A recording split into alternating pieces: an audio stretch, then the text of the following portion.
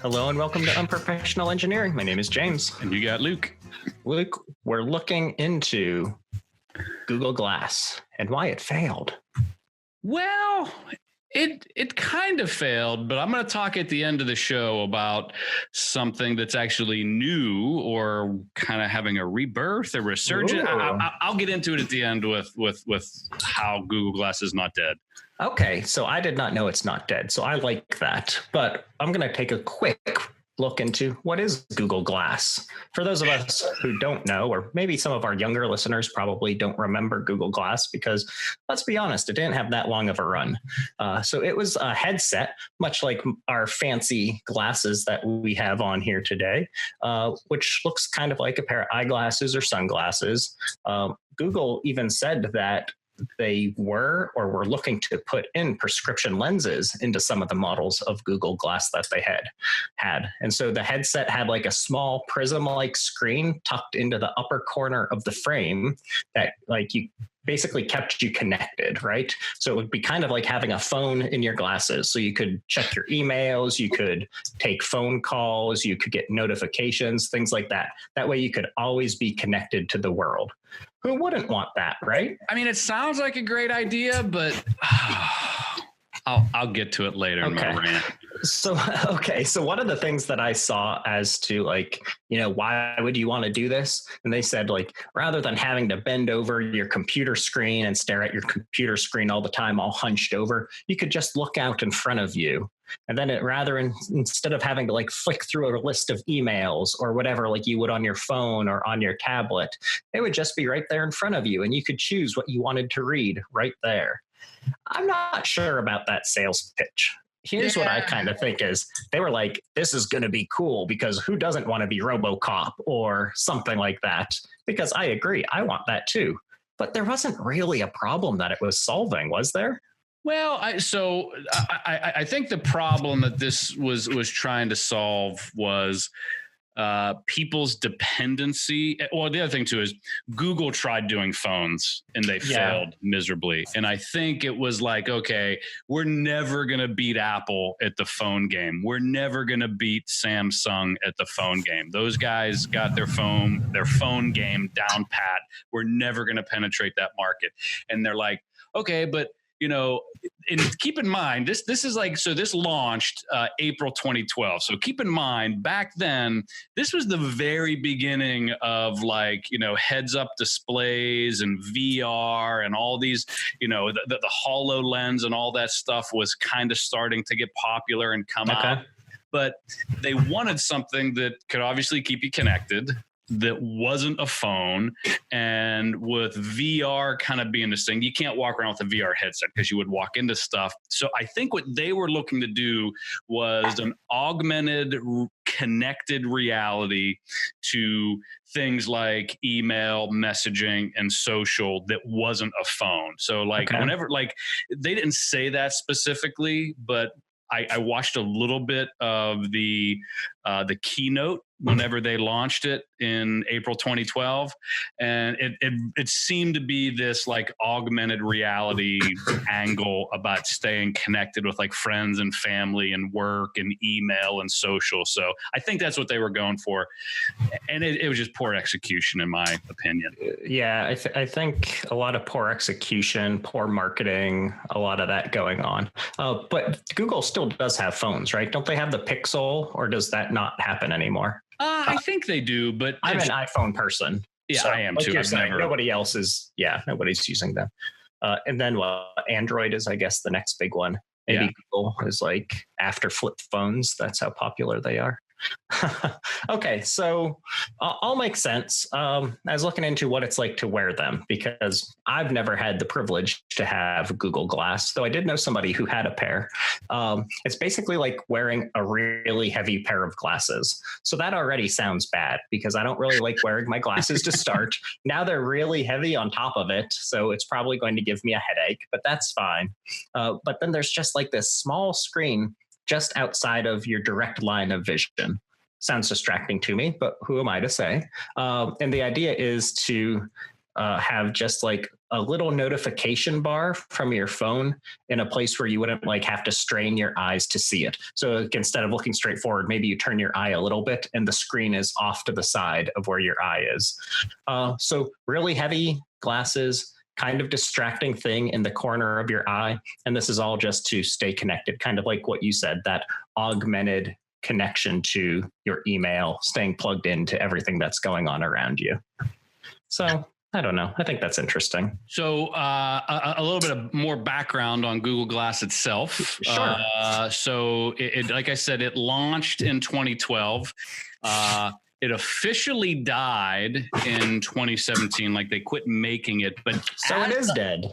Well, the expedition version, or I forget what the name of it is. That version is dead. Actually, they were supporting updates up until like 2019 was the very last final update I saw. But interesting, Google Glass was developed in a place called Google X. It's a semi-secret research and development facility organized by the founders of Google way back in 2010. So basically now it's a part of the Alphabet Corporation, which sounds like a really crazy movie of like a dystopian future, but it does. It does, but the Alphabet Corporation, it's a subsidiary of that now, which is Google, and so all their like super cutting edge self-driving car, all these kind of cool projects kind of sit over in this Google X platform. This was probably the most promising thing from what I looked at that has come out of Google X. I mean, they're doing a little bit of driving car stuff right now, self-driving car stuff, but nowhere near what like Uber is doing right now with self-driving cars. So, and that was developed way back in 2010. So the Google X place, is that like the Area 51 of all things Google then? Yeah, like there are indeed. You can't get in, you can't get out. Okay, I like it. Exactly. So back in April of 2013 is whenever the very first, it's called the Explorer Edition. I just found it.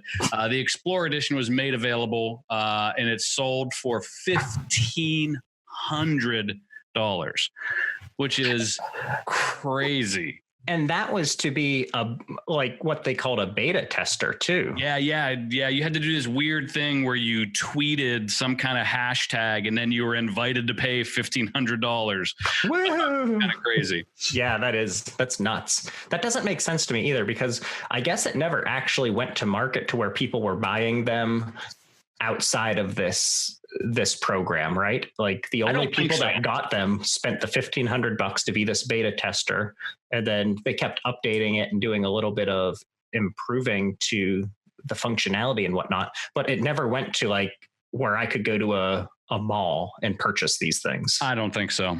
Ugh, that's not a sign of a great successful product, huh? No, it's not. So a couple of features that it has. Yeah. You already mentioned the display. It's this little LCD cube that kind of sits out of your line of sight.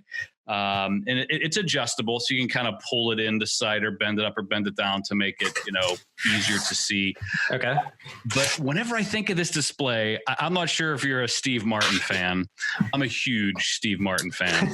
Okay. And like the Three Amigos guy? Yeah. So Steve Martin did this movie, one of the best movies ever, called The Jerk. And in the movie The Jerk, Steve, his character is working at a gas station. He meets this entrepreneur guy whose glasses keep slipping off of his nose.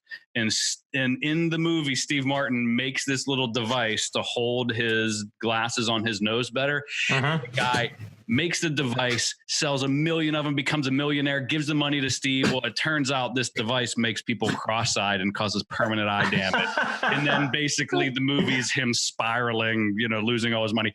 I would think that this Google Glass long-term daily usage would totally mess up your eyes in some way. They always point to one side then. Yeah, you're always kind of looking up and to the right. So the display thing, so that's the display. Google Glass also has a heads-up camera on on the front side. It was 5 megapixels. It could do photos and it could do 720p HD video. And I believe that the Enterprise or the Edition 2 took this up to an 8 megapixel. The features on it, it had a touchpad that was on, I think it was always on the right side. I don't know if you could get a left-sided one, but it was basically like a touchpad. If you think of like a laptop touchpad where you would slide forward to, do different controls, slide up, slide down, tap. And it was all based off of being this little touch sensitive pad on the side of your head. And that's also where the battery was. So, the whole right side of your head would weigh like, 28 more grams. I feel like that would just totally, it doesn't seem like a lot, but all day wearing, you'd tilt your head. I don't know. I can't imagine this is a good idea. No, it doesn't. They don't look like they'd be comfortable. And as you break that sort of stuff out, doesn't the battery, I'm sure they worked on heat dissipation, but I bet it gets hot if you're using it for a long time. Yeah. Phone batteries blowing up. Imagine that thing going beside your head. Bam. Oh yeah. That would be no good. I understand the battery has to be small, but it still has to be effective to have a good lifespan and all that. But the cost, $1,500. Now I know phones are getting really expensive now too, but that still just seems like way more than I need to be paying for something like this. Well, I have no problem paying $1,000 for a phone that is essentially my life in my pocket. It's everything you need. It's every camera you could ever want. It's every, app you ever need. So I get that with a phone, but this $1,500 and I can't, I don't know. I feel like it's very limited for the cost. So it wasn't where it needed to be for that price. That's for sure. Okay. Before we go any further, I think it's time for us to take a break for a word from our sponsor. I'm assuming it's definitely not Google the way we're poo-pooing them. I think they'd probably back us on this whole Google Glass thing at this point. Now they'd put some sort of spin on it. Their marketing's improved since then. But no, we don't actually have a sponsor this episode. Very sad. And I actually was even too lazy to go to our emails and pull any shout outs. But what we decided to do is, share and give a little love to some of our colleagues that listen. So Dave G, Michelle C, Paul M, Troy A, any of our other colleagues out there that happen to listen to us. Thanks for all of the support that you give us. Steve, Caleb, you know who you guys are. Are those people that work with us? Those are my boys. No, those aren't. Those are some boys that I have. Okay. Well, that was nice of you. Yeah. All my boys, you don't get a shout out, or girls for that matter. But we'll give the Grows a shout out. How about that? That works. Okay. If you want a shout out, how about you email us at unprofessionalengineering@gmail.com. Maybe I'll give you a shout out if I'm not too lazy to put it into my little Word document. Make sure you subscribe, make sure you review, make sure you share. All those things. Yeah, share us on the Facebooks and the Twitters. Like us on the iTunes. Subscribe. And if you really want to annoy your parents, if you bought them one of those Amazon devices, just walk into the room and say, "Hey Alexa, play Unprofessional Engineering," and then run away. It'll just play that until your parents figure out how to shut it off. I think you should all buy everyone an Alexa device just so that they can do this. If we got everyone in the world to buy an Alexa and play one of our episodes, think how popular we'd be. Oh my goodness. That's all we need to do. Okay, moving on, Luke. What's next? Moving on. So a couple things that I thought were interesting was the actual apps that you could run on this, because this thing's just like a phone essentially, but it's connected to your head like the Borg from Star Trek. Star Trek. There you go. And so I couldn't find a full comprehensive list of every single one, but a page that I saw that had a boatload listed, there was over 130 developer apps. That's a lot. That's more than I thought. Yeah, it's way more than I thought it would be. This thing only lived from 2012 to 2017. and it was never really a commercially viable product. So to have 130 apps, I thought was pretty good. So a couple ones that I thought were interesting. One was called Kitchen Me. This one actually sounds really interesting. You and I both love to cook. Yeah. And what this one would do is it was like having Bon Appetit or all recipes in Google Glass. You could see the recipe. You could scroll to the point in the recipe where you needed to scroll to. You could maybe watch a video if there was a video in the recipe. I thought that one was pretty cool. They had some old school frog or glass Frogger, it was called. Do you remember that game Frogger? Oh yeah, jump over the logs and no idea how you would play that. I'm guessing you would do it with your hands. I don't know. There were quite a few. They were listed as banned, but quite a few adult-oriented ones. You can just use your imaginations for that one. Oh, I am. But probably me as the not pseudo. I mean, I'm practically a professional athlete. Yeah. But the one that interested me the most was they had some exercise apps. In particular, they had this one for Strava, which is like an app for running and cycling. And if you could see your cadence or your speed and your distance and everything in a really cool heads up display, you don't have to look down at your phone. Because, typically if you're riding a bike or running, you got to look at your watch or look down at your screen. It's a whole lot safer, for athletic stuff to measure performance of what you're doing. It's all on your heads up display. I thought that was pretty cool. And then there was literally, like I said, 130, and it ranged everything from games to food to athletic stuff, a lot of photo sharing apps and video sharing apps. But the person that you were sending it to had to have Google Glass as well. So you could never send it to anyone. Never send it to anybody.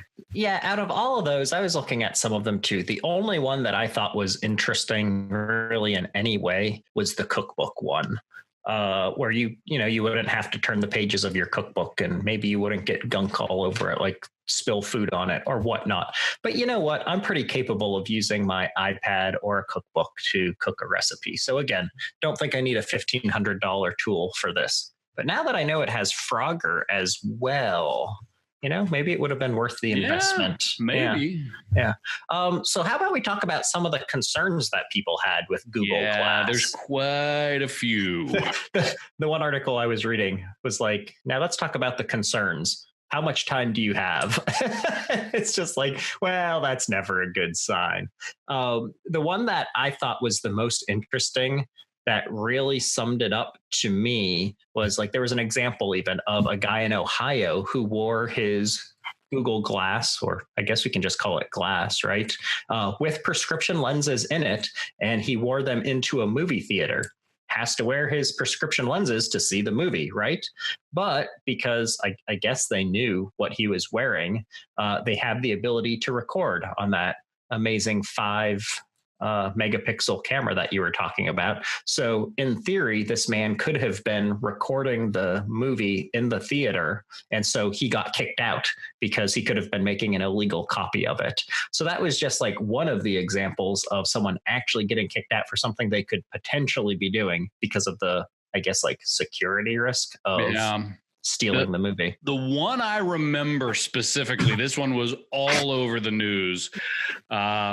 So they called people that wore these, I'm not going to say it because we're a family friendly show. We are. They called them glass holes. That's what they and I'm going to say that slowly again. They called them glass holes. That was the loving term for people that wore Google Glass everywhere like a jerk. Right. One of the ones that was in the news was there was this lady that was out at a bar restaurant with a bunch of friends, and here she was confronted by some people saying, "Hey, you're recording me. I don't want you recording me. Take those off." I can see, apparently there must have been a little light that indicated it was recording. You know how most phones do that. Apparently that had this, and she was doing it for fun to show off to friends.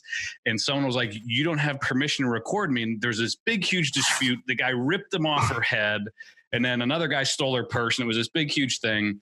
And it really highlighted privacy concerns for not the person that was wearing them, because, she obviously was aware it was recording, but it's everybody else And then what proceeded after this incident kind of went viral was like all of these places were like, okay, like, can you go to an airport wearing this? Can you go into a bank? Right. Can you go into certain, military facilities? I mean, there were states that were banning this from, certain locations, and you couldn't wear it while you were driving because it was a distraction. There's all kinds of crazy privacy issues about what was recording, what was not recording, because essentially it's like kind of always there, right? There wasn't like a cover you could put over it. Sure. So, like for those laptops where they put like those little round stickers over the camera, you could put that on your glasses and make it look extra I guess. Yeah.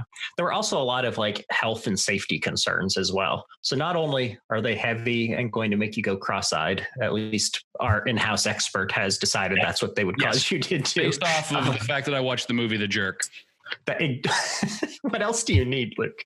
But really, having that on you at all times. Think about people texting and driving now, how dangerous that is. Oh. What if, even if you're not paying attention to your email or whatever is going on in the little screen on the glasses, like how distracting would that be as you have them on and you drive down the road?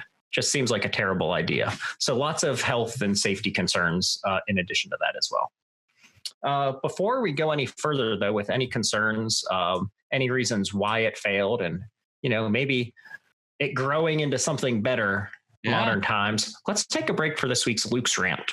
So I kind of gave my rant away. If you can't tell by my tone of voice and my fervor for how stupid these things are, here's my rant. Google was trying to solve a problem that people didn't have. Yeah. Google has no, and I said at the beginning, Google had no game making phones. So they were like, well, what can we do? And they invented something that no one needed and no one wanted. And I think if they would have maybe directed those efforts somewhere else, because it's not something, they weren't solving any problems. They weren't doing anything other than, I don't know, just, and maybe they're way ahead of the curve and I'm being small-minded, maybe they're right and everybody will end up be wearing these in the future. But I feel like they were building something that nobody asked for. And I think that is a symptom of a company that isn't in touch with its install base and its typical users. In my opinion, my humble opinion.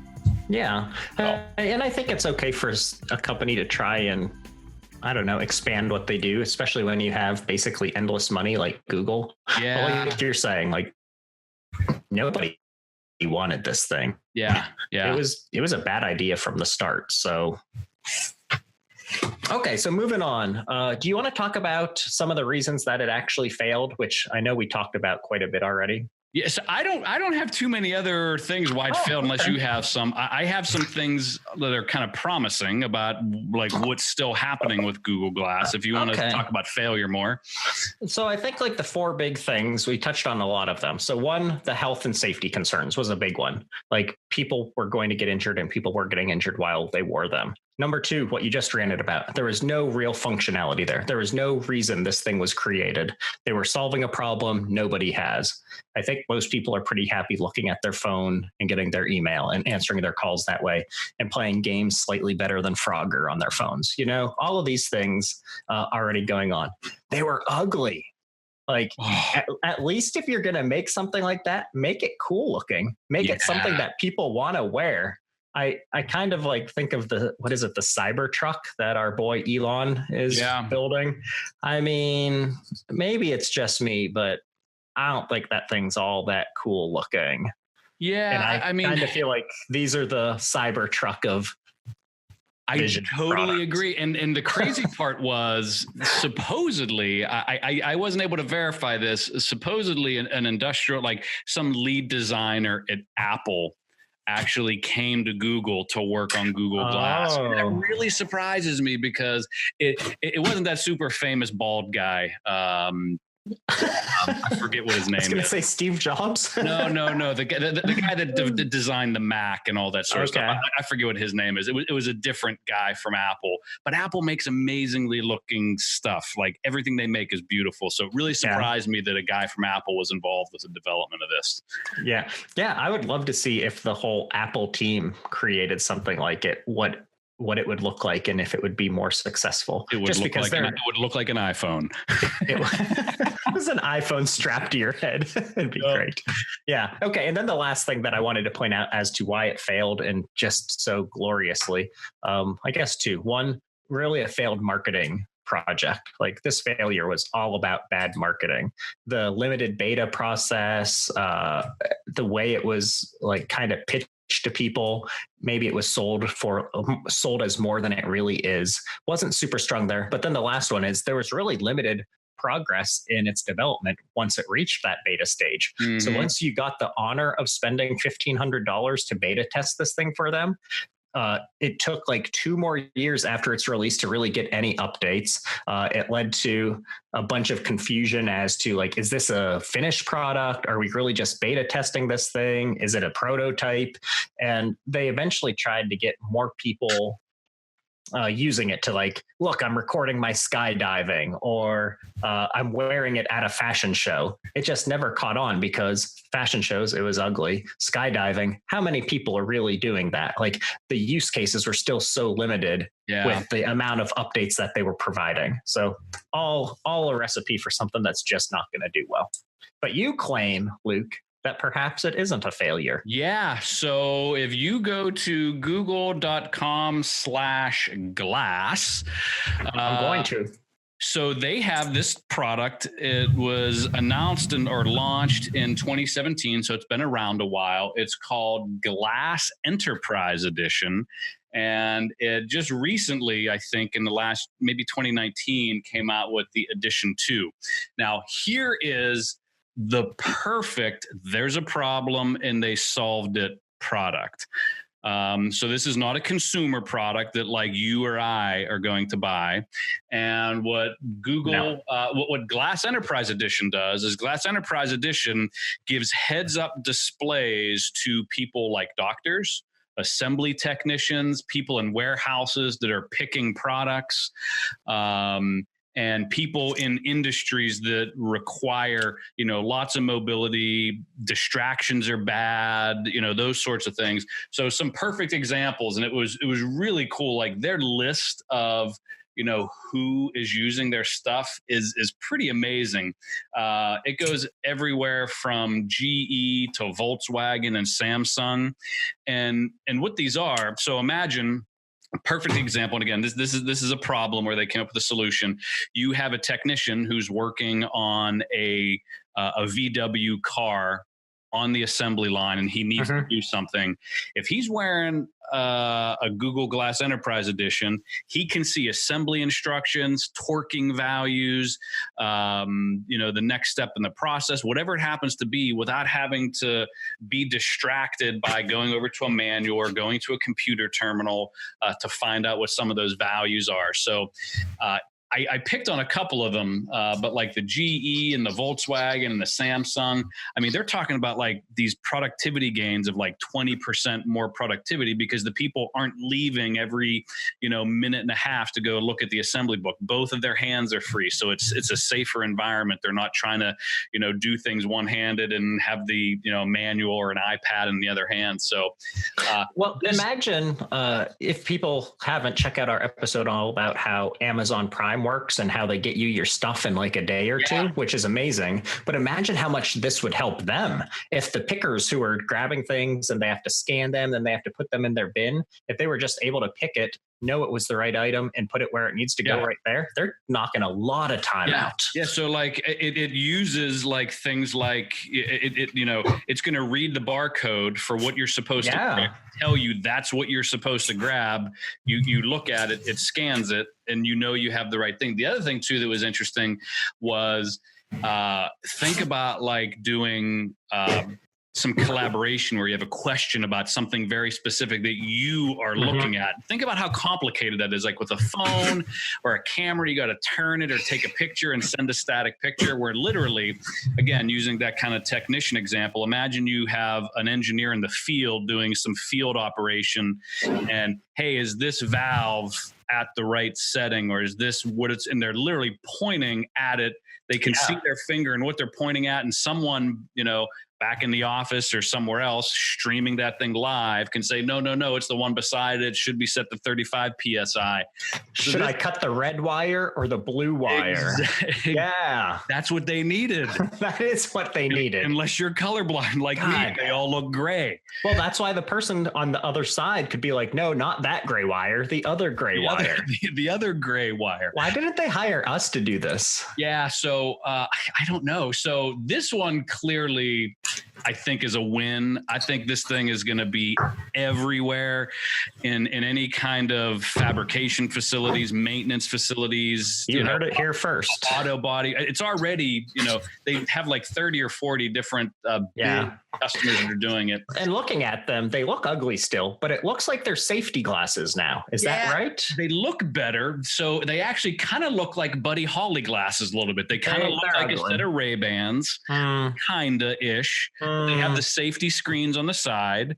So these double as safety glasses. You can get prescriptions put in them. And then they have a doctor version, which is kind of the traditional looking old glass where it has like the silver hoop that goes over your forehead. The doctor's in there. Is this his heart? No. What about this? Liver. Well, interesting. No. I again, me and my videos, I watched a video. So doctors are reducing all of their time doing their minutes for their appointments. So rather than like, having to, do all these meetings and then sit down and type everything out, what they do is they just hit record, and they can record their conversations with the customer. And it can do voice to text to type things out if you want to type it out. I mean, it's so definitely, this was one of those things where I think they went to the wrong market first. And this is definitely where this thing should have been from the get-go. Google, if you're listening, which I know you are, how about you send us a couple pairs of these sweet things and we'll test them out and give you a glowing review, assuming that they're as amazing as Luke says they are. How about that, Luke? Yeah, apparently you can only buy them in 3 places, though. They have the hardware resellers. There's only 3 of them that I can tell. Maybe if you're in a different country, it would show up differently, but Mobile Advanced, CDW, and SHI is the name of the company. SHI, a global IT provider.